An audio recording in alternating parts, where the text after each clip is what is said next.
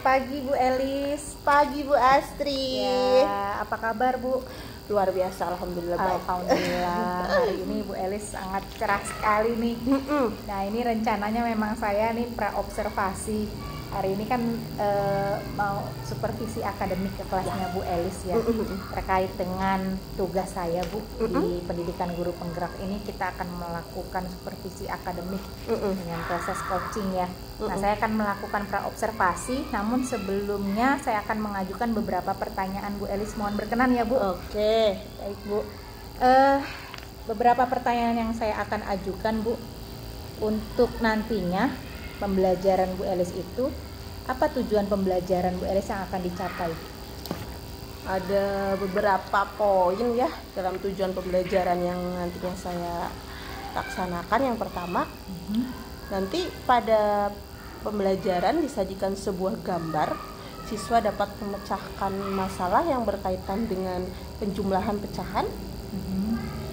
Kemudian nanti akan disajikan sebuah video. Siswa dapat menganalisis tentang penjumlahan pecahan. Kemudian yang ketiga, peserta didik dapat memecahkan masalah yang berkaitan dengan penjumlahan pecahan itu.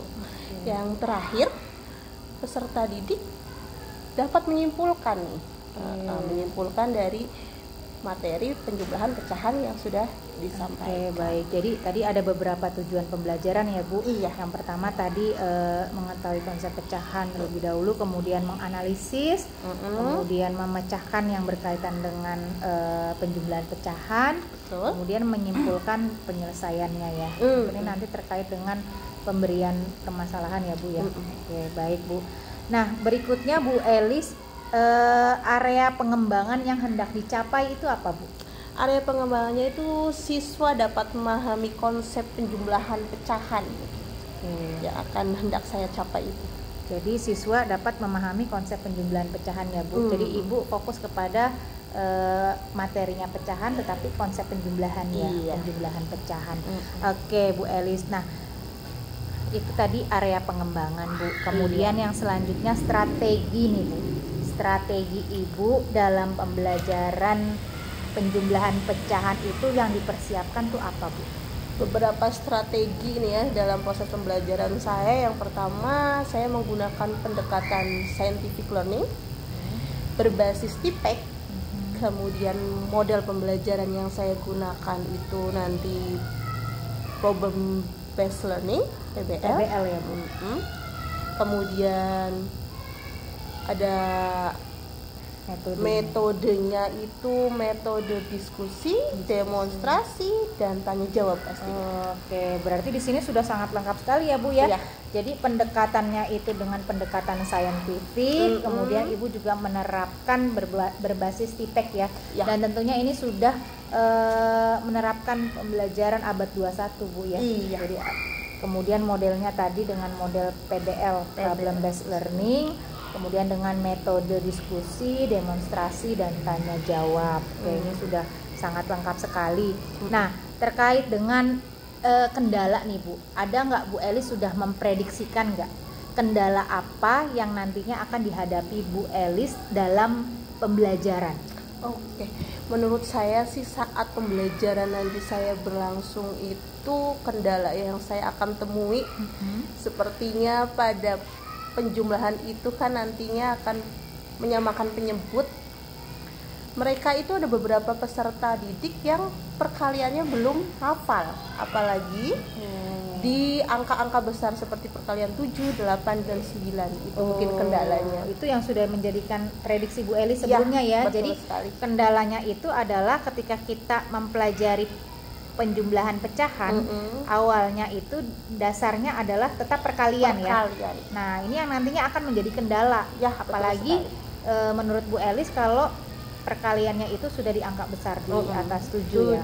Betul. Berarti ada beberapa siswa yang memang belum hafal gitu. Betul sekali Miss. Jadi hafalan mereka itu mungkin kurang kuat, jadinya saat menghitung bertemu dengan perkalian angka yang besar itu mereka mengalami kesulitan. Pastinya mengalami kesulitan dalam perkalian, pemahaman dalam konsep penjumlahan pecahannya akan berkurang ya. Betul sekali. Oke. Apa juga termasuk juga dalam ini ya Bu ya, efek dari pandemi selama 2 tahun ya Bu. Itu sangat Jadi berpengaruh. Lupa lagi, mungkin anak sebelumnya sudah menghafal, kemudian kita 2 tahun sempat kita belajar lewat tatap maya di rumah, sehingga anak kadang lupa lagi Bu ya. Lagi, tidak Jadi biasa. intinya perkalian itu. Jadi itu yang Bu Elis perkirakan, prediksinya nih pasti anak-anak ada beberapa yang belum hafal perkalian, jadi kendala ya Bu. Nih pastinya. Oke Bu Elis. Betul, Nah berikutnya nih Bu Elis, solusinya. Solusi apa yang akan Bu Elis terapkan nih terhadap kendala yang sudah Bu Elis sampaikan kepada saya. Jadi punya nggak Bu Elis solusinya? Oke. Jadi karena ada kendala itu tuh saya harus menyiapkan solusi. Apa itu solusinya? Saya mungkin akan menyiapkan solusi jika bertemu dengan angka-angka perkalian yang besar seperti perkalian 7, 8, 9, saya berikan cara menggunakan perkalian jari Bu Astri. Jadi saya ajarkan menggunakan perkalian jari agar lebih cepat. Karena konsep hafalan mereka kan kurang dalam menghafal, jadi dengan menggunakan jari mungkin mereka lebih cepat. Itu seperti apa Bu? Kalau boleh tahu Bu. Jadi contohnya 8 dikali 8 ya. 6, 7, 8. 6, 7, 8. 8 dikali 8. Jari yang berdiri kita jumlahkan. Ada 6. Jari yang ditekuk yang di bawah, jari yang ditekuk di bawah dikali 2 dikali 2, 4. Kemudian kita gabungkan 64. Jadi 8 kali 8 itu 64. Menarik sekali ya. Lebih cepat itu jadi cepat ya Bu ya. Itu berarti Bu Elis sudah menyiapkan solusi nih bagi anak yang nantinya yang tidak hafal perkalian, diberikan solusi seperti itu ya Bu ya. Ini menarik sekali Bu, itu bisa diterapkan ya anak sehingga bisa cepat menghafal jadinya ya dengan cara tadi ya. Oke Bu Elis, nah tadi sudah solusinya, mudah-mudahan nanti ketika saya masuk ke kelas Bu Elis ya, nanti kan saya setelah ini kan mau supervisi ya, observasi. Nah nanti kita lihat saja ya Bu Elis ya, pelaksanaan pembelajaran di kelas Bu Elis. Jadi luar biasa ini Bu Elis. Jadi percakapan kita pra observasi saya sudah membuat beberapa catatan ya Bu Elis ya. Nanti mohon izin Bu Elis, saya akan masuk ke dalam kelas untuk melakukan supervisi. Terima kasih Bu Elis atas waktunya ya. Sama-sama. Mohon maaf mengganggu. Terima kasih. Selamat pagi Bu Elis. Pagi Bu Astri.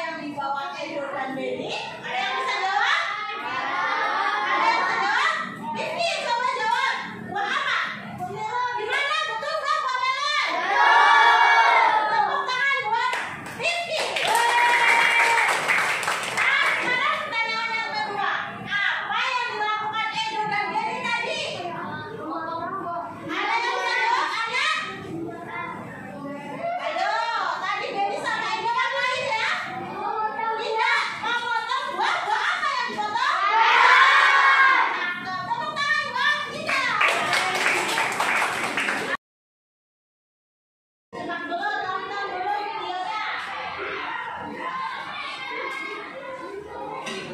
1/2 ditambah 1/3.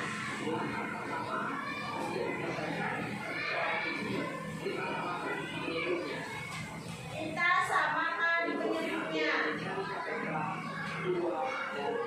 Mencari KPK dari 2 dan 3. Kayak tadi caranya ya.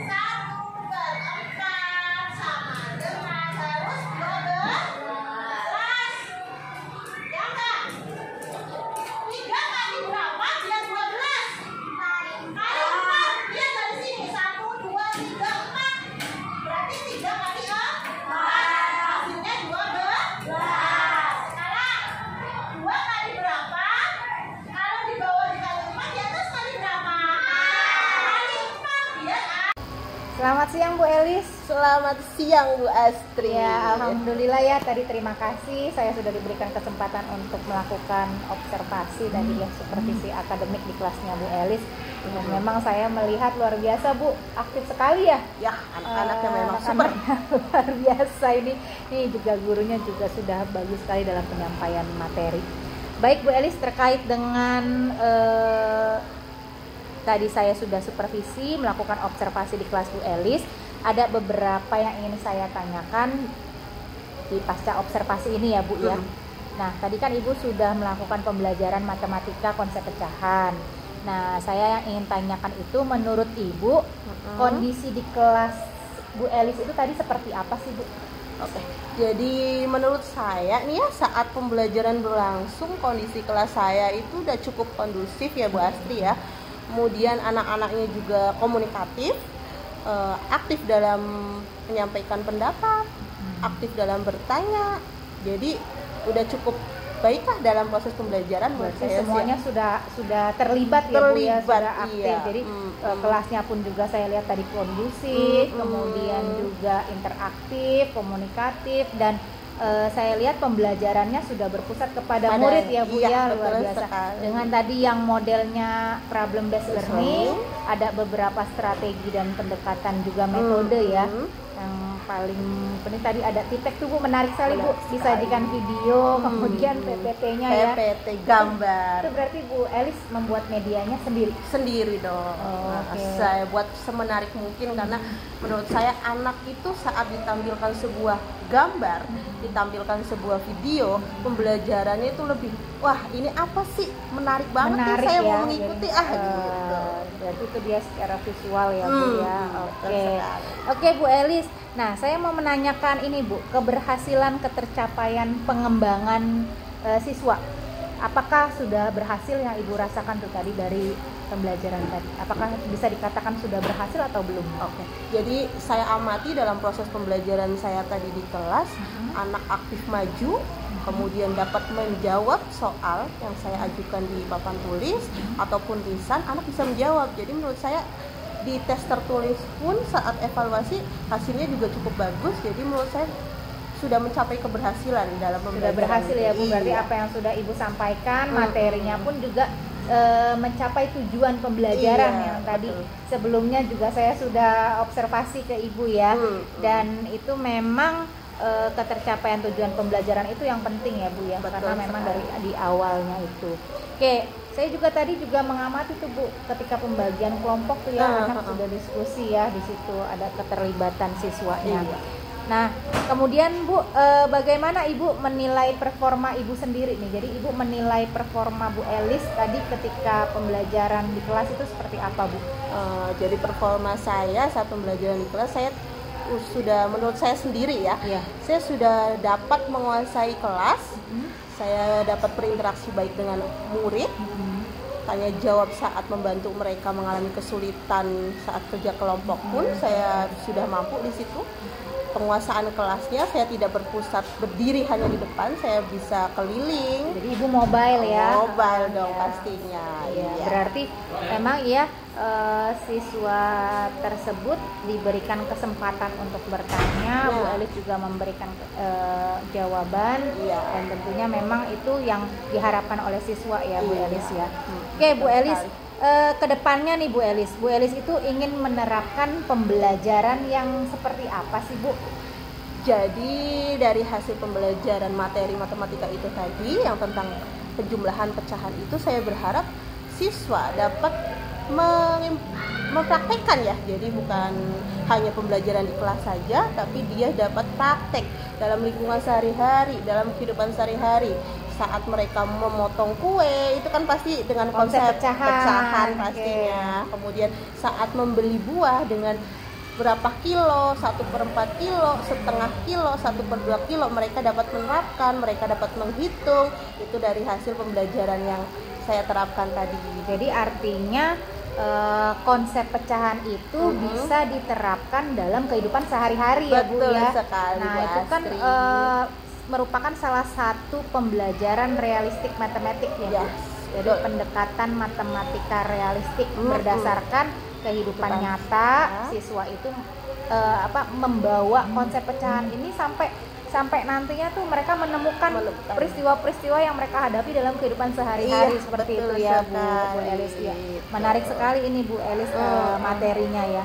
Dan ada nggak Bu kendalanya? Jadi Kendalanya pada saat mungkin ketika Bu Elis menyampaikan materi atau mungkin memberikan assessment atau evaluasi atau mungkin ketika pas diskusi itu. ya. Jadi kalau saya lihat saat pembelajaran itu ada sih beberapa kendala. Yang pertama pada murid itu ya, ada beberapa murid yang belum konsentrasi. Konsentrasi. Betul ya. sekali. Okay. Jadi ada beberapa murid yang masih asik sendiri, nggak konsentrasi, tidak memperhatikan saya sedang menjelaskan materi atau video sedang ditampilkan, dia tidak berkonsentrasi ke materi. Kemudian yang kedua, dalam proses diskusi ada beberapa anak yang masih pasif ya Bu Astri ya. Pasif. Padahal itu di situ dalam satu kelompok ya Bu ya. Satu kelompok sudah dibagi, tetapi ternyata ada yang kerja, ada yang diskusi, tapi ada juga yang masih pasif.